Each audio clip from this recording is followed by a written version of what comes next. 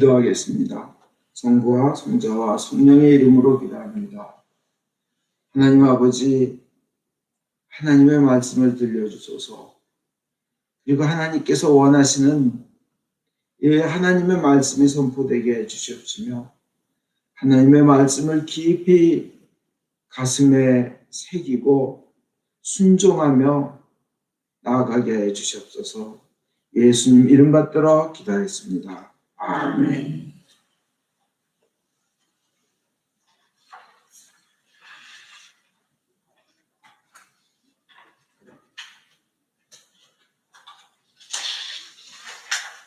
이 시간에는 오늘 대림 첫 주입니다. 예수님께서 심각하게 경고하십니다. 근데 예수님이 다시 오실 것이라는 겁니다. 정말 심각합니다. 창조주가 우리에게 다시 오신다는 겁니다. 왕이 다시 오신다는 거예요. 전능자가 하나님이 다시 오신다는 겁니다. 근데 많은 사람들은 그것을 무시해요. 근데 그것은 그 다시 오신다는 그 심각성, 그것이 얼마나 심각한 일인가를 일부러 안 보려고 눈을 감고 귀를 막습니다. 주님이 다시 심판자로서 다시 오신다는 거예요. 심판자로서. 그리고 주님이 다시 오신다는 겁니다. 그 결과가 얼마나 엄청나고 한편으로는 영원히 행복하지만 한편으로는 영원히 후회할 일, 막 이를 갈며 가슴을 치며 그렇게 절망에 빠지고 헤어나갈 수가 없는 그 두려운 일들이 다가온다는 그 심각성을 모른다는 겁니다.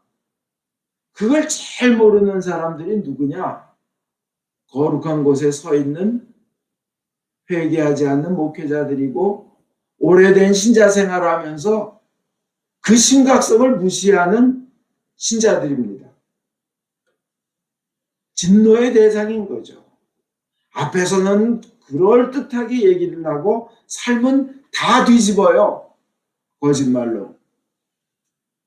큰 교회에 큰 목회자들이 거룩한 곳에 올라가서 어머나 그렇게 했던 말들을 저렇게 뒤집고 살다냐는 거 우리 너무 많이 봅니다. 예수님께서 심판자로 오시겠다고 오늘 성경은 분명히 말씀하십니다. 분명히 말한다. 우리 공동번역 그렇고요. 진실로 말한다. 진정으로 말한다. 이 얘기는 뭐예요? 확실히 이루어진다. 확실히 이루어진다는데 오늘 말씀에 뭐라고 적었노? 이 세상이 이 세대가 없어지기 전에 이 모든 일이 다 일어나고야 말 것이다. 하늘과 땅은 사라질지라도 내 말은 결코 사라지지 않을 것이다. 이루어진다는 거예요. 아주 분명히 예수님께서 말씀하실 때 그 내용이 뭐예요? 그때가 되면 주님께서 오실 때가 되면 해와 달과 별의 징조가 나타날 것이다. 해가요 깜깜해지죠. 해에서부터 오는 모든 것이 이제 풍요하게 하기 위한 것이 아니라 죽이기 위해서 오는 자외선이 어떻고 오존층이 파괴되고 해화가 해서 보이지가 않고 달이 멀겋게 보이고요. 별의 징조가 있는가 이 별처럼 보이는 온갖 폭탄이 하늘에서 떨어지는 걸 연상하게 만듭니다. 그냥 어마어마한 별과 같은 것들이 그런 징조가 나타날 것이다. 지상에서는 사납게 날뛰는 바다 물결에 놀라 모든 민족이 불안에 떨 것이며 저는 그 전에 바닷가 아름다운 경치를 참 좋아했는데 저는 쓰나미의 그 참혹한 걸 보고 나서부터는 바닷가요 멀리서 보면 봤지 결코 가고 싶지 않은 생각이 들어요. 그 바다 물결에 놀라 허리케인이니 사이클론이니 타이푼이니 모든 민족이 불안에 떨 것이며 사람들은 세상에 닥쳐올 무서운 일을 내다보며 공포에 떨다가 기절하고 말 것이다. 천체가 인간을 둘러싸고 있는 지구가 흔들리며 망한다는 겁니다. 또 그 앞에 누가복음 21장 8절에서 10절 보면 앞으로 많은 사람이 내 이름을 내세우며 나타나서 내가 바로 그리스도다. 예수 이름을 내세우며 내가 그리스도다. 혹은 때가 왔다. 말세가 왔다. 이런다는 거예요. 거기 속지 말라 그러십니다. 그런 사람들 엄청 많죠. 지금까지 많아왔죠. 그 때와 일시는 아무도 모릅니다. 하나님만이 아십니다. 때가 왔다. 지금이다 그러면 사탄아 물러가라 그러세요. 그렇지만 속지 말라. 많은 사람은 자기가 그리스도라고 다시 온 예수라고 그래요. 그 이단들 다 그럽니다. 또 전쟁과 반란의 소문을 듣더라도 두려워하지 마라. 전쟁이 일어나고 반란이 일어나고요. 또 한 민족이 일어나 다른 민족을 치고 한 나라가 일어나 다른 나라를 칠 것이며 곳곳에 무서운 지진이 일어나고 또 기근과 흉년과 온 세상에 지금 사막화되고 있는 게 얼마나 많습니까? 전염병도 휩쓸 것이며 드디어 이제 또 델타를 5배 능가하는 전염병이 또 생겼대요. 하늘에서는 무서운 일들과 굉장한 징조들이 나타날 것이다. 23절에 이 땅에는 무서운 재난이 닥칠 것이고 이 백성에게는 하나님의 분노가 내릴 것이다. 지금까지 저는 1년 동안 하나님의 좋으심, 사랑, 선하심을 강조했습니다. 그렇지만 그것은 하나님의 백성 양들에게 해당하는 말씀이고요. 그렇지 않은 자들에게는요. 분노예요. 진노예요. 엄청난 재앙이에요. 살인하지 말라고 십계명의 계명을 내려주셨지만 이방인족에게 쳐들어갈 때는 어떻게 해요? 하나도 씨를 남기지 말고 다 죽여라죠. 그죠? 살인하지 말라 그런 하나님이 우상 섬기는 곳, 그곳에 가서 다 죽여라 해요. 그 다음에 민족이 민족을, 나라가 나라를 대적하여 일어나겠고 곳곳에 기근과 지진이 있으리니. 이거 마태복음 24장에 나온 겁니다. 11절에는 거짓 선지자가 많이 일어나 많은 사람을 미혹하겠으며 그때의 그 큰 환란은 창세로부터 세상이 생기고 난 때부터 지금까지 이런 환란이 없었고 후에도 없으리라. 최고의 환란이 일어난다는 거예요. 고린도전서 3장 13절에 이제 심판의 날이 오면 심판의 날은 불을 몰고 오겠고 옵니다. 근데 이 말이 반드시 이루어진다는 거예요. 예수님은. 오늘 누가복음 21장 33절에 하늘과 땅은 사라질지라도 내 말은 결코 사라지지 않을 것이다. 반드시 이루어진다는 겁니다. 근데 그날은요. 갑자기 들이닥친다고 합니다. 언제가 될지 아무도 모르지만 득달같이 손쓸 겨를도 없이 그날이 확 다가온다는 겁니다. 도둑이 밤에 몰래 들어와서 몰랐는 사이에 가져가듯이 쓰나미가 갑자기 와서 확 덮치듯이 그 심판날은 눈 깜짝할 사이에 와버리고 만다는 겁니다. 그날은 온다는 거예요. 개인에게도 온다는 거예요. 대비할 틈도 없이 온다는 거예요. 누가복음 21장 35절에 그날이 온 땅 위에 사는 모든 사람에게 덫처럼 들이닥칠 것이다. 지나간데 어느 날 탁 밟았는데 착 발목을 묶고 그냥 확 발속 깊이 쳐가 박히는 거예요. 덫이요. 데살로니가전서 5장 3절에 사람들이 태평세월을 노래하고 있을 때 잘된다 잘된다 좋다 좋다 하고 춤추고 놀 때 갑자기 멸망이 그들에게 들어닥칠 것입니다. 그것은 마치 해산할 여자에게 닥치는 진통과 같아서 결코 피할 도리가 없습니다. 베드로후서 3장 10절에 주님의 날은 도둑처럼 갑자기 올 것입니다. 그날에 하늘은 요란한 소리를 내면서 사라지고 천체는 타서 녹아 없어져 버리고 땅과 그 위에 있는 모든 것은 없어지고 말 것입니다. 이 심각한 거죠. 심각합니다. 이건 정말 심각한 거예요. 여러분이 심각하게 받아들여야 되는 겁니다. 이건 하나님 말씀, 예수님 말씀이시기에 반드시 이루어집니다. 그런데 중요한 거는 교회 안에도 믿는다 하는 사람 안에도 그런 진노를 받을 사람, 재앙을 받을 사람, 구원받지 못한 사람들이 있다는 겁니다. 제가 한 30년 전에 읽은 아티클인데요. 어느 목사님이 자기가 존경하는 목사님이 이제 연세 드시고 돌아가실 때가 다 돼서 문안을 갔답니다. 워낙 큰 교회를 이루셨고 설교가 워낙 멋있으시고 좋으시고 그 다음에 행동도 너무나 그냥 선하고 인격이 뛰어나신 분이라 가서 이제 이렇게 말씀드렸대요. 이제 하나님께서 영원한 생명을 누리게 해주실 거고 영생과 천국을 누리게 해주실 것이기에 저희는 슬프지만 기쁩니다. 그러니까 그 목사님, 연세 많고 존경받던 목사님 하시는 말씀이 에이 그런 게 어딨어요. 다 죽어가면서 천국이 어딨어요. 그러더라는 거예요. 너무 놀랬다고, 자기 너무 놀랬다고 그 글을 쓰는 거예요. 많은 신자들이 그래요. 입으로는 믿는다 하면서 천국이 없는 것처럼 생각해요. 하나님이 안 보시는 것처럼 생각해요. 하나님 지금 보고 계시고 듣고 계신데 믿음이 있다는 사람들이 하나님 없는 것처럼 산다니까요. 하나님을 제일 안 믿는 사람들이에요. 회개하지 않는 목회자들, 성직자들. 하나님 제일 안 믿는 사람들이에요. 보고 계신데. 어느 유명한 그 장로님이 아프셔가지고 그 목사님들이, 그 장로님은 많은 교회 목사님들이 우리 교회 저런 장로님 한 분만 계시면 좋겠다 하는 분이랍니다. 그 문안을 가서 말씀드렸는데 들은 얘기가 뭐예요? 그 유명하다는 믿음 깊은 장로님 하신 말씀이 예수고 뭐고 다 귀찮다고 놀랬다는 거예요. 이게 진짜 예수를 믿고 구원받은 사람의 입에서 나올 말인가.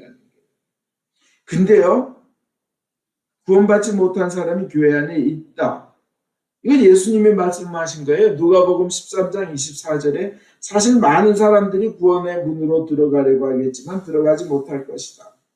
마태복음 7장 23절에 나는 너희를 도무지 알지 못한다. 저희가 예수의 이름으로 기적도 베풀고요. 병자도 낫게 하고요. 귀신도 쫓게 했는데 이 악한 자들아 난 너희를 도무지 알지 못한다. 네가 내 이름 도용한 것뿐이지 하나님의 뜻은 행하지 않았지 않았느냐. 성경에 분명히 뚜렷이 이건 죄다 지옥 간다고 써있는데 그거는 무시하지 않았느냐는 거예요. 그 교회에서 보면 세상 자랑만 하고 싶어하는 사람이 있습니다. 남을 누르고 싶어하고 세상 성공만 말해요. 높은 사람, 재벌, 돈 많은 사람, 세상 성공에만 관심이 많아요. 근데 그런 사람들에게 우리의 천국을 위해서, 하나님을 위해서 그거 다 내려놓자 그러면 뒤로 싹 물러서요. 세상 얘기하느라고 그냥 침 튀면서 얘기하느라고 하나님 얘기할 틈이 없어요. 구원 얘기할 틈이 없어요. 세상 자랑은 해도 그 모든 것을 하나님께 영광 올리고 자기를 빼려는 마음이 없어요. 남을 누르고 싶어 해요. 많이 생각해 봐야 됩니다. 자기가 그 종류인지. 주님께서 이렇게 난 너를 도무지 모른다. 그러시면 어떡하려고 그래요. 진짜 구원받은 사람들은요. 그리고 성숙한 사람들은 하나님 얘기만 하고 싶어하고 천국 얘기만 하고 싶어해요. 그리고 세상 걸 내려놓고 싶어해요. 만일 내가 그렇게 구원받지 못한 사람이에요. 근데 어느 날 죽었어요. 저희가. 누구나 갑자기 갑자기 덫이 다가오듯이 팍 죽잖아요. 그죠? 어느 날 근데 죽었는데 지옥문이 내 앞에 있더라는 거예요. 난 구원받은 줄 알았는데. 근데 귀에 들리는 소리는 나는 너를 도무지 알지 못한다. 이 소리를 하나님이 하시는 거예요. 내 앞에 그리고 천국의 문이 쾅 닫혀버리는데 영원히 닫혀버린다는 거예요. 정말 심각한 겁니다. 그렇게 되면 여러분 어떡하겠어요? 내가 지금 구원받았다고 여러분 착각하고 있는 거 아니에요? 삶에서 구원받은 사람은 저절로 드러나요, 그게요. 내가 착각하고 있는 거 아닌가? 그리고 많은 믿는다는 사람들, 교회 직분 있다는 사람들이 자기가 구원받았다고 그리고 구원받은 주님의 종이라고 사기를 쳐고 거짓말을 하고 기만을 해요. 우리는 뉴스에서 너무 많이 보잖아요. 그런 거요. 교회 믿음 깊은 사람들이, 지도자들이 그 사람 분명히 양도 아닌 주제에 양이라고 양인 척 행세하고 사기치는 거예요. 그죠? 그리고 자신이 양으로 착각하고 있는 걸지도 몰라요. 어둠의 세례 돈과 명예와 높은 지위와 이런 데 조종을 받으면서 주님께서 왜 말여물 통해 태어나셨겠어요? 이렇게 겸손하라고 하신 거 아니에요. 그분이 오실 때는 여물통에 약한 아기로 태어나셨지만 다시 오실 때는 영광으로 전능자로 오신다는 거예요. 이 교회 안에서 구원받지 못한 사람들은 세상에서도 목마른 생활만 하다가, 왜냐하면 양이 아니니까 저주주 받은 생활만 하다가 죽어서도 구원도 못 받고 결국 뭐예요? 헛발질만 하다가 가는 사람들이에요. 불쌍하죠. 우리가 그런 사람 아닌지 대림절 동안 점검하고 또 우리가 다시 오실 주님을 맞이할 준비를 해야 돼요. 비극, 절망을 막기 위해서 대림절 기간 동안 우리 할 일이 있습니다. 크게는 아주 보다 더 깊은 믿음 생활을 해야 되고 회개를 해야 되고 나 혼자 살면 안 되죠. 전도를 해서 딴 사람도 영생을 얻게 해야 되고 그리고 구원받은 사람은 저절로 선행이 나오게끔 저절로 돼 있어요. 오늘은 보다 더 깊은 신앙생활을 위하여 살아야 된다는 것을 오늘은 포커스 마치고 다음 주에는 회개, 그 다음 주에는 전도, 그 다음 주에는 선행, 대림절 동안 해야 할 일을 우리가 은혜 받아 보겠습니다. 생각하면서 첫째, 더 깊은 신앙생활의 첫 번째는 자기의 확신의 신앙 고백입니다. 신앙 고백. 나는 예수님을 믿는다. 예수님이 나의 구원자이다. 예수님만이 나의 유일한 홀로 거룩하시고 그죠? 유일한 구원자이시다. 그래서 난 예수님께 순종한다. 그 예수님께서 세상에서도 날 인도하실 뿐만 아니라 내가 이렇게 믿음대로 되리라 하셨기 때문에 according to your faith 믿음대로 되리라 하셨기 때문에 그렇게 믿으면 내 인도하시고 손잡아 이끄시고 비교도 할 수 없는 영원한 생명의 나라로 영생으로 천국으로 하늘나라로 완벽한 행복으로 만들어주시며 반드시 이끄신다. 이 예수를 믿음으로 확신하고 고백하는 겁니다. 이게 더 신앙 고백, 더 깊은 신앙생활의 첫 단계고 두 번째 뭐예요? 제대로 주님께 순종하기 위해서 하나님의 뜻을 알기 위해서 제대로 순종하기 위해서 성경을 읽고 또 읽는다. 이 대림절 기간 동안 시간을 정해놓고 성경을 읽고 또 읽고 듣고 또 읽고 하는 겁니다. 내 완전히 영혼을 사로잡도록. 그래야 제대로 순종할 수 있어요. 그래야 제대로 순종해요. 그렇지 않으면 이단에 빠져요. 그 다음에 기도를 많이 해야 됩니다. 더 많이 해야 됩니다.